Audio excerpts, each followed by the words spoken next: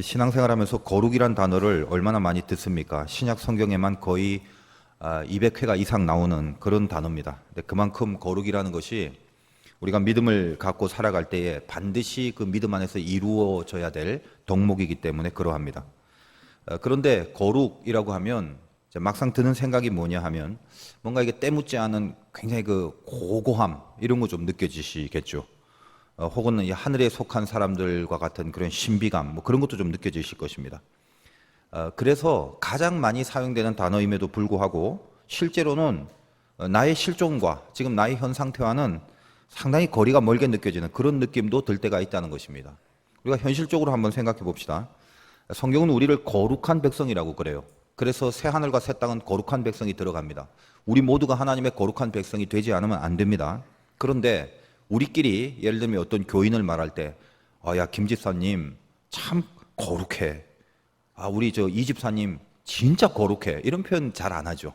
흔치 않습니다. 그런 표현 잘 안 써요. 뭐 끼케야, 우리 김 집사님 참 신실하신 분이야. 뭐 우리 이 집사님 참 믿음 좋아. 그 정도지. 참 거룩해. 이런 거 잘 안 하잖아요. 근데 그럼에도 불구하고 바울은 오늘 본문 중에 그 1절 중간에 보니까 우리는 하나님을 두려워하는 가운데 거룩함을 온전히 이루어. 즉 우리에게 거룩함을 온전히 이루라 이렇게 명령을 하고 있습니다. 그렇다면 어떻게 이런 거룩을 이룰 것인가 이 문제를 두고 일단은 이 거룩이 무엇인지 뭐 많이들 들어오셨겠지만 다시 한번 짚고 넘어갈 필요가 있습니다. 히브리 말로 코데시라고 하고 헬라어는 그 하기아스모스라고 하는데 복잡한 용어 설명 다 빼고 근본적인 뜻이 뭐냐면 구별이란 뜻입니다. 거룩은. 그러니까 구별되려면 어떻게 해야 되냐면 일단 선을 그어야 되겠죠. 두 개를 구별하려면. 그러니까 세상과 구별된다는 그 말입니다. 그게 거룩이에요.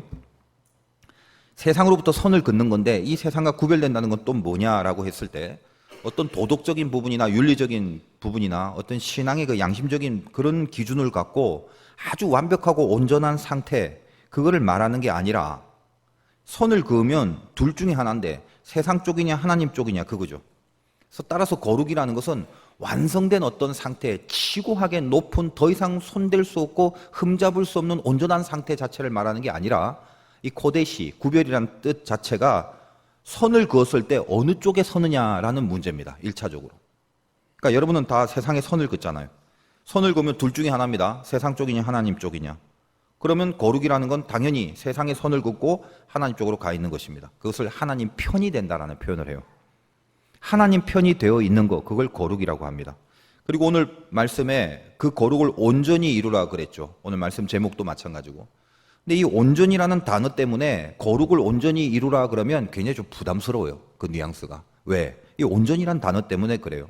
어떤 완벽한 상태를 완성시키는 경지, 그런 느낌이 들기 때문에 그런데 사실은 이 온전히 이루다라고 쓰여진 이 헬라어 에피텔론테스라는 말이 시제가 현재 분사형인데 무슨 말이냐면 이게 완성된 거를 말하는 게 아니라 지금 진행되고 있는 시제를 말하는 겁니다. 그러니까 원래의 원뜻은 뭐냐 하면 거룩을 이루고 있는 진행을 하고 있는가 요걸 보는 말이 거룩을 온전히 이루라라는 그 말 속에 숨겨져 있는 진짜 참된 진의다라는 거예요. 완성된 경지를 말하는 게 아닙니다. 정리하자면 오늘 성경 본문의 거룩을 온전히 이루라 오늘 말씀 제목인데 그 말은 하나님 편이 되려는 노력을 지금 하고 있는 중이어야 한다. 이게 가장 정확한 의미입니다. 자, 이제 이렇게 이야기를 하니까 그냥 거룩을 온전히 이루라라는 말보다 어떻게 보면 느낌이 좀 한결 가볍죠. 하나님 편이 되려는 노력을 지금 하고 있는 중인 거. 이게 거룩을 온전히 이루라는 뜻이란 말이죠. 느낌은 좀 가벼운 것 같지만 이게 쉽지 않다라는 것은 염두에 두고 있어야 됩니다. 우리 여기 모인 여러분들 대부분은 물론 이제 다는 아닐 것입니다만 자, 대부분은 어때요? 하나님 편에 서고 싶고 아직은 이렇게 선을 그어 놓으면 아직은 좀 상태가 안 좋을 때가 많으니까 중간에서 이 선을 그어도 왔다 갔다 하고 있을 수는 있겠지만 적어도 첫째는 하나님 편에 가야 된다는 목표에 거의 다 동의하고 있어요. 그리고 둘째는 그것을 아직 온전하게 완벽하게 다 완성하진 않았지만 그쪽으로 지금 움직이고 있는 중이어야 된다는 말입니다. 그래서 오늘 이 말씀 제목에 거룩을 이룬다는 것인데 그렇다면 바로 이런 식의 이런 우리의 거룩을 이루기 위해서 필요한 것이 무엇인가라는 것을 바울이 오늘 본문에서 두 가지로 정리를 합니다. 첫째는 뭐냐? 두려움이 회복돼야 된다라는 것입니다. 목표가 정해지고 그 목표를 향한 행동이 있으려면 추진력이라는 게 있어야 되죠. 그걸 에너지라고 그러는데 여러분도 마찬가지입니다. 어떤 일을 정해놓고 그 일을 하려고 액션을 취하려면 받쳐주는 힘이 있어야 될 것 아닙니까? 그 추진력, 그걸 에너지라고 하는데 특별히 신자가 예수 믿는 사람이 믿음의 행동을 할 때 그때 사용되는 에너지가 뭐냐라고 했을 때 그 은혜라는 것입니다. 그게 은혜를 받으면 힘이 생기는 법이에요. 하나님이 우리에게 주시는 은혜는 많은 풍성한 내용들이 있습니다만 그 많은 내용들 중에 절대 빠지지 않는 내용 중에 하나가 뭐냐라고 했을 때 두려움이라는 게 그 은혜 가운데 있습니다. 하나님을 향한 두려움. 하나님을 두려워하는 그 마음이 드는 것, 그게 우리가 하나님께로부터 받은 은혜의 저 베이스입니다. 성경은 그 두려움을 좀 고급스러운 단어로 경외 이렇게 표현을 합니다. 따라서 우리 믿음의 마지막 동력이 두려움이라는 것을 명심해야 됩니다. 두려움이 사라지면 그걸로 전원은 끝나는 거예요. 전원 오프, 스위치 차단이에요. 오늘 1절을 읽겠습니다. 그런즉 사랑하는 자들아, 이 약속을 가진 우리는 하나님을 두려워하는 가운데서 거룩함을 온전히 이루어. 두려워하는 가운데서 거룩함을 이루라. 이렇게 나가죠. 신자가 죄를 짓고 있을 때는요, 공통점이 있어요. 뭐냐? 하나님을 두려워하지 않는다는 것입니다. 신자는 은혜를 받아서 성령이 내주하고 있어요. 그래서요, 신자는 죄를 짓고 있는 가운데 있다 할지라도 하나님을 전혀 내몰라라 하지 않습니다. 원래. 문득문득 죄를 짓고 있지만 문득문득 하나님을 의식하는 순간들이 있기 마련이에요. 그러나 의식에서 끝나버리고 그것이 두려움으로 연결되지 않죠. 그래서 죄를 짓는 그 부분이 가능하게 되는 것입니다. 하나님을 두려워하면 절대 죄를 지을 수가 없다고요. 제가 이제 저번에 철야 기도 시간에 잠깐 말씀드린 적이 있는데 며칠 전에 이제 우리 교회 신앙생활하는 친구가 문자를 보내서 오늘 예배에 뭐 참석했는지 모르겠지만 자기 믿음이 참 깊어지지 않습니다, 목사님. 예전부터 이제 제가 알고 있고 또 저하고 같이 신앙생활 해왔던 친구인데, 근데 믿음이 깊어지지 않으니까 자꾸 만사가 싫어지고 사는 것도 싫어지고 뭐 그냥 믿음 생활이고 뭐고 다 포기하고 싶다고. 그리고 애굽으로 확 돌아가고 싶은 마음이 들지만 그러기에는 너무 멀리 와서 애굽으로 가지지는 않고 그리고 계속 여기를 견디자니 원망스럽고 그리고 행여 다시 애굽으로 갔다가는 죽을지도 모르고 하나님이 해를 입힐 것 같다라는 두려움 때문에 애굽으로는 가지 못한다고 그렇게 고백을 합니다. 저는 그 문자를 읽으면서 그냥 마음이 뜨거웠어요. 그리고 얘기해 줬어요. 나도 마찬가지다. 나도 참 힘들다. 목사라고 믿음 지키고 다 승승장구하는 거 아니다. 그러나 현찮아도 애굽보다는 낫다. 그 얘기를 했습니다. 친구는 정말 은혜 받고 사는 친구였어요. 제가 그걸 느낄 수 있었습니다. 그 두려움이 은혜의 베이스라는 걸 알기 때문에 그렇습니다. 여러분이 믿음의 길을 가는데 허구한 날 사명감으로만, 허구한 날 의기양양하게만 갈 수 없습니다. 극도로 다운이 될 때가 있고요. 극도로 다운이 되면 한 발짝도 앞으로 걸어나갈 기력이 다 사라져버릴 때가 분명히 있을 수 있다는 것입니다. 그러면 그 자리에 가만히 머물게 되는가? 내가 다운되면 그 자리에 가만히 머물면 되는가? 절대 아닙니다. 이 영계의 법칙은요, 제가 만든 건데 차든지 덮든지 법칙이 어중간하고 미지근한 거는 없어요. 이 영계는 무슨 말이냐면 하나님 내 지금 모든 게 다운되고 기력도 없는데 내가 적정 온도 유지하면서 잠깐 머물러 쉬고 있을게요. 그런 법이 없다는 거예요. 멈추면 우리는 바로 식습니다. 아주 차가워져 버린다고요. 그러니까 전진할 때는 몰라도 멈춰 있을 때는 그대로 있는 게 아니라 차가워져 버립니다. 확 미끄러져서 누구라도 다 가만히 있는 게 아니라 멈춰버리면 애굽으로 이렇게 치닫게 되는 형국이 온다는 거예요. 성경 표현에 의하면 각기 제 길로 가거늘, 그겁니다. 베드로가 예수님을 떠났을 때 사실 그 전에 뭐라고 합니까? 자기만큼은 주님 버리지 않겠다고 호언장담을 했지만 주님을 떠나고 보니까 그 자리에서 애초롭게 그 신앙의 온도를 지키면서 머물러 있었던 게 아니죠. 주님을 떠나버린 결국이 뭐예요? 나 그 사람 모른다. 너 알지 않냐? 나 그 사람 모른다. 완벽한 배신이었잖아요. 완전히 차가워져 버린다는 것입니다. 주님이 두려워지지 않습니다. 주님을 의식하지 않은 게 아니에요. 먼 발치에서 보고 있고 주님을 잊어버릴 리가 있습니까? 그러나 뭐라고요? 아까 말씀드렸다시피 그 의식이 두려움으로 안 오죠. 갑자기 그 순간만큼은 주님이 두려워지지 않습니다. 뭐가 더 두려워져요? 세상과 사람이 더 두려워지기 시작합니다. 베드로가 주님이 잡혀가고 주님을 떠나고 나서 어때요? 주변에서 사람들이 뭐라고 얘기합니까? 너 누구야? 너 그때 제자 아니야? 같이 있던 그 사람 아니냐? 주변 사람들이 자기를 어떻게 말하는가에 두려움을 느끼게 됩니다. 주님과 함께 할 때는, 잡혀가기 전에는 주님을 잡으러 온 대제사장의 종인 이 말고의 귀를 앞서 나서 자를 정도로, 사실 대제사장의 패거리라는 건 만만치 않은 세력임에도 불구하고 그런 사람들 절대로 두려워하지 않았단 말이에요, 베드로가. 근데 주님을 떠나고 주님이 잡혀가니까 아무것도 아닌 이 세상과 인간들의 소리가 두려워지더라는 것입니다. 인간이 그렇습니다. 따라서 하나님을 두려워하는 마음이 딱 상실돼 버리면 늘 세상과 사람이 두려워지는 거예요. 그러나 하나님을 두려워만 하면 세상과 사람들이 별로 두렵지가 않게 되는 겁니다. 이게 공식이에요. 미끄러져 내려가고 있을 때, 다시 올라갈 힘이 없을 때, 가만히 있으면 점점 미끄러질 수밖에 없는 게 우리의 영적 법칙인데, 그럴 때도 마지막 애굽 밑바닥까지 가지 않으려면 그 마지막 순간에 그 마지막 은혜의 작동이 무엇으로 가능한가? 두려움이 가동될 수 있다는 것입니다. 두려움만이 그것을 가동시킬 수 있다는 거예요. 따라서 두려움은 우리를 타락하지 않게 하는 마지막 보류입니다. 그리고 미끄러져 애굽으로 향하지 않게 하는 최후의 에너지가 된다는 거예요. 두려움의 회복이 있어야 됩니다. 목회하면서 요즘 드는 생각은 목사보다 센 사람은 의사다, 이런 생각을 늘 하게 됩니다. 목사가 아무리 설교하면서 술, 담배 끊고 여러분 아무리 기도하라고 그렇게 해도 말 전혀 안 듣다가 의사가 얼굴도 안 쳐다보고 툭 던진 말 한마디, 벌써 병이 깊어졌습니다. 앞으로 술 마셨다간 한 달 안에 죽습니다. 그러면 그 한마디 알아서 다 끊고 기도하러 나오더라고요. 저도 의사가 될 걸 그랬어요. 왜 그럴까요? 무슨 원리예요? 두려움을 느끼니까. 그 두려움이 더 이상의 미끄러짐을 막는 거죠. 근데 여러분이 그 성경을 잘 안 읽으셔서 모르시는 분이 많을 건데, 제가 아는 어떤 분이 신앙생활 신통치 않게 하다가 우연히 성경을 이렇게 쭉 읽어보게 됐대요. 근데 거기에는 이스라엘이 범죄할 때 하나님이 굉장히 잔혹하게 처벌하는 그런 부분도 굉장히 많거든요.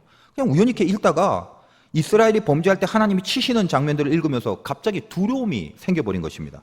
3일 동안을 두려움에 혼자 덜덜덜 떨리더래요. 제가 생각할 때는 그 특별한 좀 케이스인데 하나님이 그런 방법으로 그분에게 은혜를 주신 거라고 봅니다. 그리고 나서 3일 동안 떤 후에 끊을 거 알아서 다 끊어지더라는 간증을 들었어요. 여러분, 비단 성경의 내용이 아니더라도 하나님이 얼마나 두려워해야 될 존재인가를 사실은 제가 아는 간증과 제가 하는 이야기들로만 쭉 말씀드려도 오늘 하루가 다 모자랄. 근데 솔직히 제 속마음은 그렇게 겁이라도 좀 주고 싶은 마음이 굴뚝 같아요. 왜? 우리에게 두려움이 회복되는 게 은혜의 가장 밑바닥 베이스이기 때문에 그래요. 오늘 여러분 마음에 기도가 있길 바랍니다. 주님, 은혜 좀 내려주세요. 무슨 은혜요? 다시 두려움이 생기는 그 은혜 좀 주세요. 머물러 있을 수밖에 없는 연약한 경우가 우리에게 있을 수는 있지만은 하나님을 두려워하는 그 은혜에 붙들리게 되면 거룩이라는 목표를 설정했을 때 다시 가슴이 뜨거워질 수 있음을 믿습니다. 내가 왜 거룩이라는 목표를, 왜 내 이 거룩이라는 단어를 보면 심정이 좀 뜨거워져야 되는데 왜 이렇게 아무렇지도 않나요? 하나님 편이 되고 싶은 간절함, 하나님 쪽에 서고 싶은 그런 뜨거움, 이런 것들이 어느새 다 없어졌나요? 하나님, 저에게 두려움 주세요. 이 진심이 여러분의 기도가 되어줄 수 있기 바라요. 하나님, 내가 하나님을 두려워하여 하나님 편에 서려는 그런 노력과 분발을 할 때 하나님, 저를 죽이지 않기를 소원합니다. 여러분에게 정말 이 은혜에 대한 간절함이 진심으로 있다면 아직은 영적인 힘과 능력이 공급되어지지 않은 상태일지는 몰라도 하나님은 여러분을 긍휼히 여겨주세요. 그래서 하나님이 여러분이 주신 은혜가 다시 한번 거룩의 목표로 우리의 가슴을 뜨겁게 해주는 그 은혜와 만나게 될 거라는 것이 분명합니다.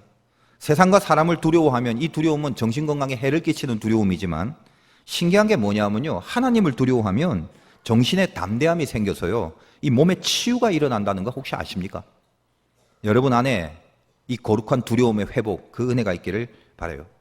두 번째, 거룩을 온전히 이루기 위해서는 살리는 사명을 잊지 마라. 두려움 회복한 다음에 그 다음에 뭐냐? 살리는 사명을 잊지 말라는 거예요. 서두에서 말씀드렸다시피 거룩이란 단어가 부담이 되는 이유가 뭡니까? 지금 우리의 온전치 못함 때문이죠. 근데 누구나 다 마찬가지입니다. 죄 짓고 살고 하나님 뜻 가운데 살 실력들이 그렇게 변변찮아요. 그러면 결국은 이 가슴 한켠에 남게 되는 어떤 불쾌감이 있는데 그게 뭐냐? 죄책감입니다. 이 죄책감이라는 건 당연히 있어야 될 영적인 진단입니다. 난 죄책감도 없는데 그럼 그 사람은 완전히 아웃이에요.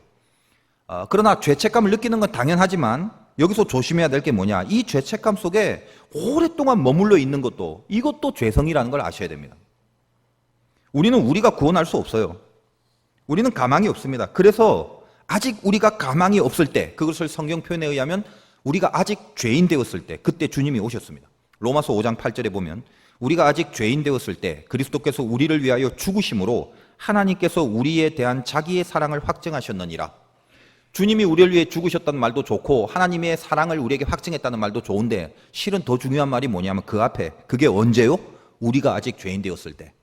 이게 복음입니다. 여러분 죄책감 없을 때, 좀 떳떳할 때 주님이 오시면 마음에 좀 여유가 있을 것 같죠?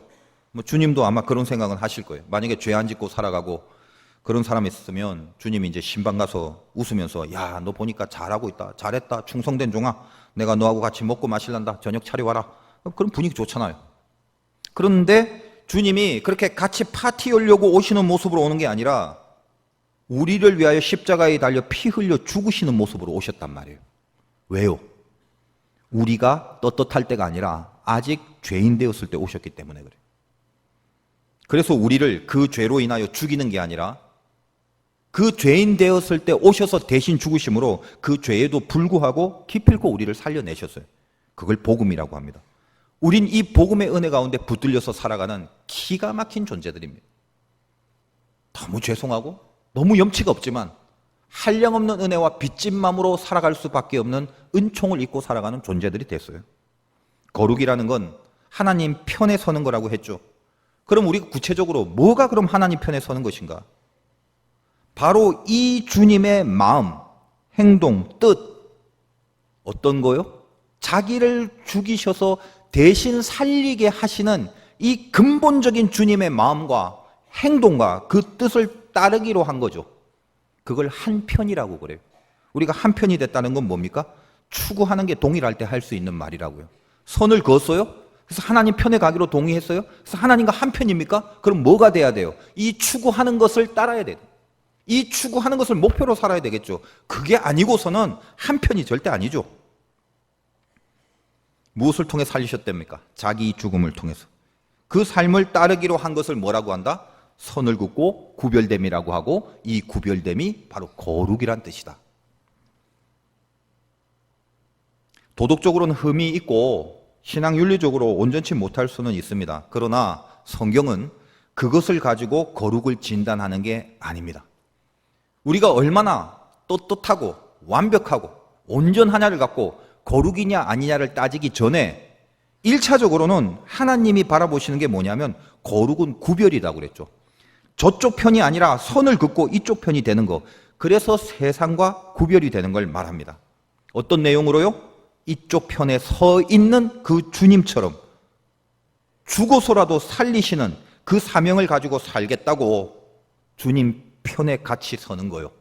그걸 거룩이라고 합니다. 경지가 어느 정도 됐냐로 따지지 말고 내 마음가짐과 중심이 어디를 향하고 있는가로 내 거룩을 진단해 보세요. 지금 여러분은 어디에 있습니까? 목사가 이제 이런 말 하면 좀 죄송스럽습니다만 제가 좀 아프고 난 뒤에 몸이 좀 정상적으로 돌아가지 않고 있어서 아무튼 최근에는 좀 새벽 기도도 잘 못 나가고 몇 번 시도를 하면 좀 데미지가 크더라고요. 그래서 조금 더 시간적으로 추스려야 된다 이런 생각을 하는데 확실히 뭔가 좀 약해진 게 틀림없는 것 같아요. 그런 말 잘 안 하는데 이제 좀 그러다 보니까 뭐 그런 말 어디 가서 할 수도 없고 집사람한테 뭐 내가 지금 증세가 이렇고 그런 말을 쭉 얘기를 했더니 우리 집사람은 간단하게 한마디 하더라고요. 갱년기야 그러더라고요. 그래서 제가 가끔 성도님들하고 대화하다가 목사님 제가 몸이 안 좋아서 기도받으려고 해도 목사님 힘드실까 봐 참았다고 그런 말씀을 제가 종종 들어요. 근데 참 가슴이 뭉클해요. 참 저를 위하는 마음 얼마나 감동이 되는지 모릅니다. 참 나를 아껴주시는 성도님들의 사랑이 너무 고맙고 감사하더라고요. 그래서 그럴 때 보면 좀 가끔 목사가 좀 몸이 좀 아픈 게 좋은 것 같아요. 사랑도 확인도 하고. 그런데 여러분들 혹시 좀 아프고 근데 막 기도받고 싶으시면 언제라도 찾아와 주시기 바라요. 왜냐하면요.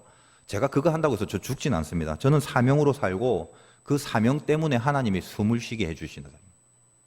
그게 제 운명이고 그게 제 생명이에요. 저번 주에인가 철야기도 마치고 이제 교육자들하고 카페에 잠깐 있었는데 밤에 늦었잖아요. 철야기도 끝났으니까. 근데 그날 그 기도에 참석한 한 자매가 있습니다. 다른 교회에 다니는 자매인데 몸에 굉장히 약한 부분이 있어서 제가 아주 오랫동안 그 자매 위해서 기도해주고 그래서 가끔 이제 힘들면 우리 교회 철야에 와서 저한테 이제 기도받고 가기도 하는 그런 자매예요. 그날은 너무 아파서 남편과 같이 이제 와서 기도를 받는데 못 참을 정도로 몸이 이제 아프면 목사님이 어디 이렇게 증세가 그렇습니다 하고 이제 기도 요청을 하는 자매입니다. 그래서 이 철야 이제 참석하여 기도받기 전에 저한테 이제 어떤 그 문자를 보냈냐면 아주 극심한 편두통 때문에 막 이 사경을 헤맬 정도였다고 정말 견딜 수 없었다고 그러더라고요. 그래서 그날 어쨌든 제가 기도에 맞추고 몸이 힘들어서 그날 철야에 따로 무슨 뭐 기도하러 나오라고 얘기는 못하고 그냥 이제 카페에서 좀 쉬고 집에 가려고 이제 했지만 그 멀리서 찾아온 사람 그냥 보낼 수 없잖아요. 그래서 이제 나중에 왔을 때 혼신의 힘을 다해서 기도해 줬어요. 근데 그리고 나서 그 다음날 저는 인생을 살면서 편두통이란 걸 들어보긴 해도 알아본 적이 없거든요. 근데 하루 종일 그냥 머리 한쪽이 막 욱신욱신 깨질 것 같아갖고 이게 편두통이구나 하는 그런 체험을 했습니다.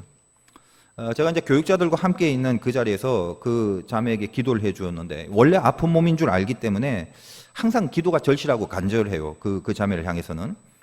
근데 기도를 끝나고 나서 하나님이 제 마음에 주시는 음성이 그날 이제 금요일인데 다음 주 수요일쯤에 괜찮아진다라고 그런 이 마음속에 그 음성을 주셔갖고 기도 끝나고 수요일쯤에 괜찮아질 거라고 그렇게 말을 했어요.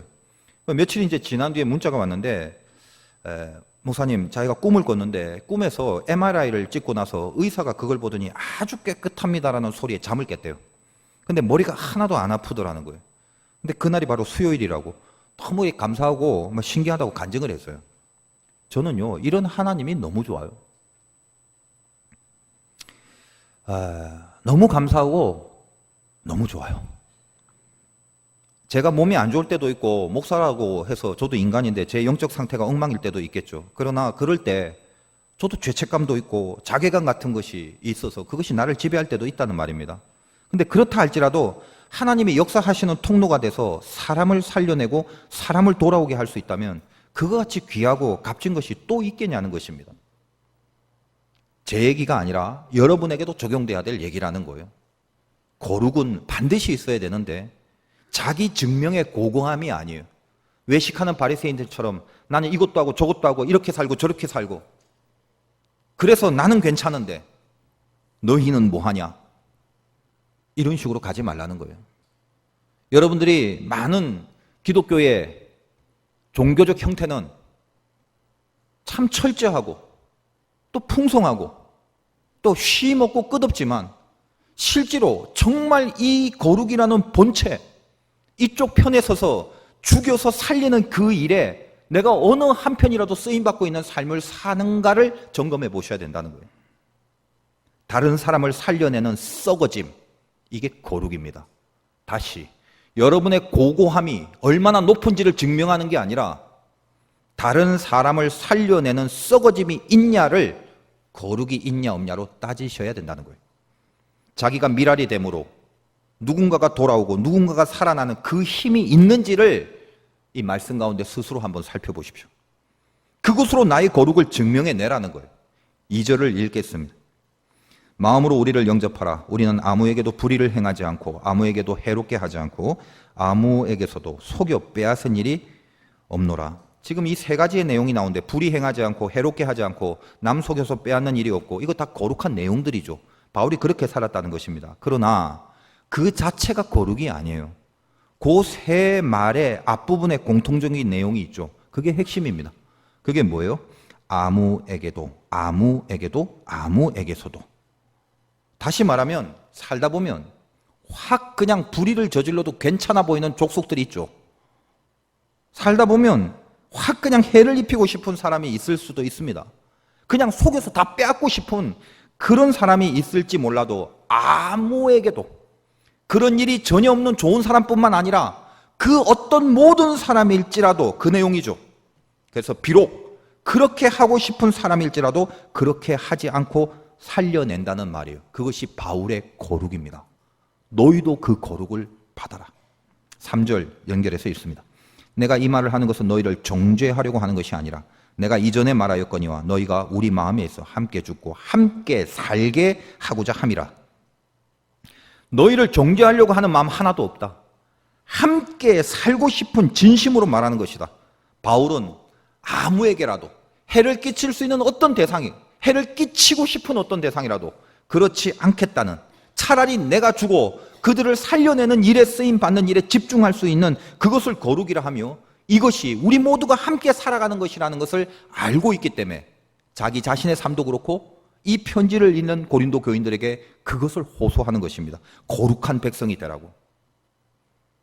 고린도 교회 교인들 중에 얼마나 많은 사람이 있었든, 우리가 고린도 전후서 다루면서 바울을 비방하고 오해와 지적과 틀린 평가와 사도권의 유무를 따짐, 그런 것들을 조장하는 거짓 교사들에게 많은 무리들이 넘어가서 바울을 배척하는 무리들, 바울에게 안티와 반항을 하는 무리들, 근데 그들이 있다 할지라도 바울의 표현에 의하면 그들이 아무라도, 그 아무에게도 내가 그들을 정죄하려는 것이 아니라 그들을 함께 살리려는 마음으로 너희 앞에 서 있다. 살려내는 그 일이 이루어지기만 한다면 내가 썩어지는 미랄로 죽더라도, 그 혹독한 핍박과 고난 가운데서라도 4절 읽습니다. 4절. 나는 너희를 향하여 담대한 것도 많고 너희를 위하여 자랑하는 것도 많으니 내가 우리의 모든 환난 가운데서도 위로가 가득하고 기쁨이 넘치는도다. 그 혹독한 고난 가운데 그런 안티들과 그런 악한 무리들이 있는 가운데서라도 너희를 향하여 담대하고 내가 너희를 자랑할 것이고, 환난 중에라도 위로와 기쁨이 넘치는 열매로 반드시 나타날 것이다. 지금 이것이 위로와 기쁨이 있는 상황은 아닐 것입니다, 바울에게. 그러나 뭐라고요? 거룩한 삶을 살기로 작정을 했기 때문에. 다시 살려내는 사명을 잊지 않으려고, 그것만이 빚진 자의 모습이라는 걸 알고 있기 때문에 살려낸다라는 생각을 했더니 위로와 기쁨이 넘치는 하늘의 열매들이 있더라는 것입니다. 그것이 거룩한 자의 모습이라는 거예요. 여러분이 거룩한 사람, 거룩한 백성이 아니면 새 하늘과 새 땅은 없습니다. 여러분 전부 다 거룩한 백성이 돼야 돼요. 너희는 거룩한 백성이라. 그렇다면, 저와 여러분이 거룩한 사람이라면 이제 이 말씀의 본질을 깨닫고 나서 여러분이 점검해야 될 게 무엇입니까? 여러분을 통해서 그 아무개가 돌아오거나 살아나는 힘을 얻는 경험을 해보신 적이 있나요? 여러분의 기도가 사람을 돌아오게 하고 사람을 살아나게 한 적이 있나요? 그렇게 주여 주여 외치고 그렇게 열심으로 기도했던 그 기도를 통해 사람이 돌아오고 사람이 살아나게 된 적이 있냐 이 말이에요. 여러분의 물질이 사람을 돌아오게 하고 사람을 살아나게 한 적이 있나요? 여러분이 툭 뱉은 말 한마디가 그 사람을 죽였나요? 그 사람을 살렸나요? 여러분의 헌신과 봉사, 피땀 흘리는 그 수고가 그걸로 인하여 사람을 살렸나요? 사람을 돌아오게 했나요? 그걸 보시라는 거예요. 아니라면, 피땀만 흘렸다면, 주여 주여라고 외쳤다면, 허구한 날 왔다 갔다 들락날락하는 그런 열심만 있었다면, 그리고 살려내거나 돌아오게 하는 능력과 힘이 하나도 없었다면 아직은 거룩하지 않은 것입니다.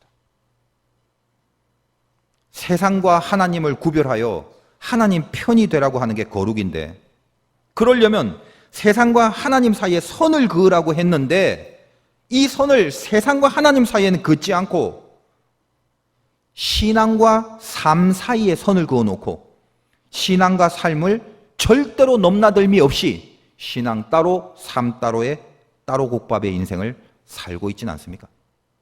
경건의 모양은 가득한데 경건의 능력은 전혀 없는 그런 인생을 혹시 살고나 있지 않습니까?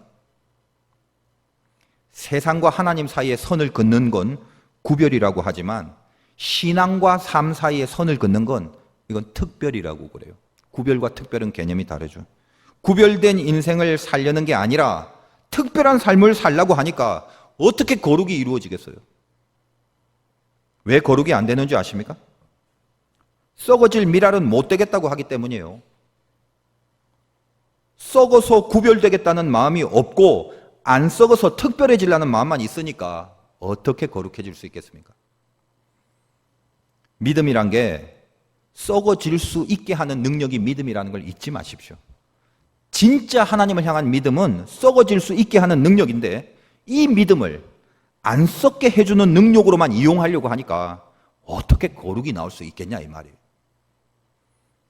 저희 교회 어떤 권사님의 어머님이 암 말기로 요양병원에 투병하시는데 어제 신방을 가게 되었습니다. 제가 그분을 마음이 안쓰러워서 이제 세 번째 방문을 한 건데 그 어머님이 말씀하시기를 이제 본인은 우리 교회 교인이 아닌데도 목사님 바쁘신데 오게 해서 참 죄송하다고 하시는데 얼마나 그 연세도 불구하고 몸이 아프신데도 교양이 많고 그 배려와 그 말씀하시는 폼이 참 그 수준이 높으시더라고요. 근데 이제 얼마 남지 않은 삶을 알고 있어요, 그분도. 그래서 쭉 이렇게 돌이켜 보니까 저에게 하는 고백이 그래요. 이제껏 예배다운 예배 한번 드려보지 못했다고 하시면서 이제 저를 불러서 기도도 받고 싶고 또 예배도 드리고 싶다라는 말씀을 하시면서 이 죽음을 이제 앞두고 보니까 본인이 알거든요. 살아온 인생들이 참 허무하게 느껴지고 마음에 두려움이 생깁니다. 그래서 지금 이렇게 기도받고 싶고 예배 드리고 싶은 마음이 있는데 이런 마음이 드는 게 너무 늦은 건 아니냐고 그렇게 말씀을 하시는 거예요. 참 교양 있으신 분이거든요. 저희 어머니도 이제 요양병원에 계셨던 적이 있어서 그렇게 볼 때 참 마음이 안타까움이 있는데 제가 그래서 절대 늦은 거 아니다. 그리고 어머님 두려워하지 마. 절대 허무한 인생이 아니다. 우리 육신은 누구나 다 후패해 간다고. 사실 다 얼마 남지 않았다고. 여기 있는 사람 중에 조금 시간 차이가 있을 뿐이지 다 죽게 된다고. 그래서 그 옆에 있는 아들을 지칭하면서 이 아들도 곧 죽는다고 그랬어요. 우리 얼마 다 남지 않았다고. 그러나 죽음 후에는 허무가 아니라 죽음이 끝이 아니라 새로운 세계가 분명히 시작됩니다. 그러나 아직 실감은 안 되실 거라고. 언제 가장 절실한 실감이 되냐면 죽음 후의 세계는 죽고 나서 그때 바로 알게 되는 세상이 올 겁니다. 죽고 나서는 바로 알게 됩니다. 그러면서 덧붙여 제가 알고 있는 한 목사님의 이야기를 들려주셨어요. 저하고 이제 친한 목사님인데 그 목사님 미국에서 공부를 할 때 가족들, 부모님 모시고 자동차 몰고 어디 여행을 가다가 차가 무슨 이렇게 구덩이 파인 곳에 이렇게 부닥치고 전복이 되면서 본인이 임상 죽음을 경험했어요. 이렇게 위에서 이렇게 아래를 봤더니 피 흘린 자기의 시체가 있고 아버지 어머니가 자기 시체 앞에서 막 대성통곡을 하고 울고 있는 모습을 봅니다. 그리고 병원 수술대로 옮겨져 있는데 저 위에서 수술대에 누워있는 자기를 보게 돼요. 그러고 나서 좀 있다 몸으로 다시 돌아와서 하나님 다시 살려주신 거죠. 돌아와서 수술대 위에서 깨서 수술 안 받고 그냥 걸어 나오는 경험을 했다고 합니다. 여기서 살아있는 동안 우리는 저 죽음을 준비하고 끝이 아니라 또 다른 세상에 들어갈 연습, 훈련, 준비를 해야 되는 거예요. 그게 이 땅이에요. 근데 이런 말은 수백 번 해도 실감이 잘 안 되실 것입니다. 왜냐하면 우리는 나이가 80, 90이 돼도요. 그 이후로 천년 만년을 살 것 같은 생각 속에 살아갑니다.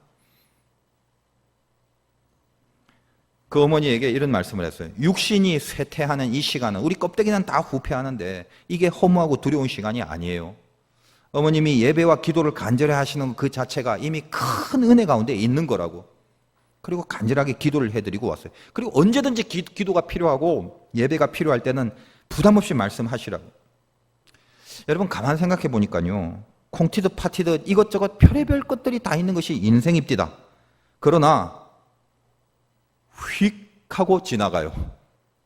이런 얘기는 저보다 연세 많으신 분이 훨씬 많으니까 제가 할 얘기가 아니라 더 어르신들이 끄떡이면서 하실 수 있는 말이겠죠. 가끔 이렇게 내려가다 보면 제가 부임할 때만 해도 그런 모습이 없었는데 요즘은 참 감사하고 소망인데 그냥 요 잔챙이들이 바글바글 하잖아요. 근데 걔를 이 바글바글한 애들을 누가 낳나라고 이제 걔를 봤어요, 부모를. 근데 그 부모가 가만히 보니까 제가 이 교회 부임할 때 다 학생들인 경우도 있어요. 고등학생. 그러니까 제가 갑자기 겁나는 거예요. 10년이 훅 갔어요. 없었던 것들이 생겨나기 시작했어요. 그럼 이제 앞으로는 더 빠릅니다. 그냥 끝나요. 시간 많지 않아요. 우리가 이 땅에 살아가는 동안 저 새하늘과 새 땅을 준비하는 것으로 이 땅을 이용하지 않는다면, 무슨 말요? 하나님 편에 서는 훈련, 거룩한 사람이 되는 훈련, 주님 편에 서려는 훈련, 그게 뭔데요?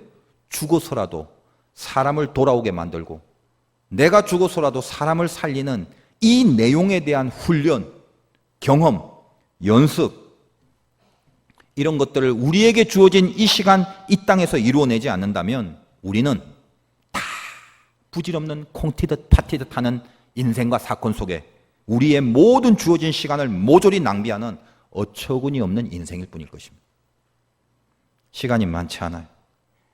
단 한 사람이라도 여러분의 썩어짐을 통해서, 여러분의 자기 죽음을 통해서 다시 돌아오는 사람, 다시 살아난 사람이 있는지, 그리고 그것을 만들어가는 그 일에 반드시 열매를 낳고자 하는 거룩한 각오, 이것이 우리에게 거룩한 자의 모습이라는 것을 말씀하고 있습니다. 마귀는 기어이 죽이려고 하지만 하나님은 기필코 살리시는 분입니다. 여러분이 하나님의 편이라면 기필코 살리시는 이 일에 여러분의 모든 것을 걸어야 돼요. 죄 많은 우리들에게 다가오셔서 주님이 하시는 말씀이 무언가요? 네 양을 먹이라. 또 말씀하세요. 네 양을 치라. 또 말씀하십니다. 네 양을 먹이라. 왜요? 살리게 하는 것이 우리에게 주어진 거룩을 이루는 우리의 명제며 숙제며 과업이며 사명이기 때문입니다. 신앙생활 하시면서 제발 부탁드립니다. 경건의 모양으로 증명하려고 하지 마십시오. 얼굴에 기름 부음, 머리에 기름 부음, 내 겉으로 보여지는 내 옷에 기름 부음, 그런 것으로 증명하려고 하지 마십시오. 경건의 모양이 아니라 썩어지는 능력으로 증명하며 살기를 바라요. 특별하게 살라고 하지 말고 구별되게 살라고 하십시오. 하나님이 거룩하니 너희도 거룩하라. 하나님을 두려워하는 가운데 그 거룩함을 온전히 이루시기를 주님의 이름으로 축원드립니다.